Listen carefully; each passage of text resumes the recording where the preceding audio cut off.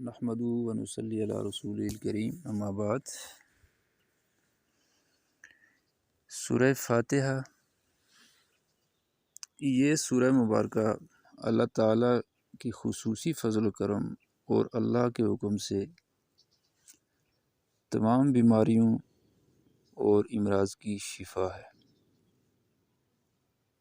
اعوذ باللہ من الشیطان الرجیم، بسم اللہ الرحمن الرحیم۔ الحمد للہ رب العالمین الرحمن الرحیم مالک یوم الدین، ایاک نعبد و ایاک نستعین، اہدنا الصراط المستقیم صراط الذین انعمت علیہم غیر المغضوب علیہم ولا الضالین، آمین۔ صدق اللہ العظیم۔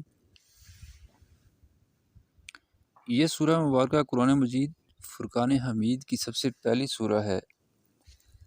انتہائی فضیلت اور اہمیت والی سورہ ہے، ہر نماز میں پڑھی جاتی ہے۔ اس سورہ مبارکہ کو 7 مرتبہ اس کی تلاوت کی جائے۔ اگر آپ خود بیمار ہیں تو اپنے اوپر دم کریں، کسی دوسرے کو بھی دم کریں، اگر کوئی دوسرا بیمار ہے پانی پہ بھی دم کر کے پلائیں، انشاءاللہ تعالی اللہ تعالیٰ ضرور شفا دے گا۔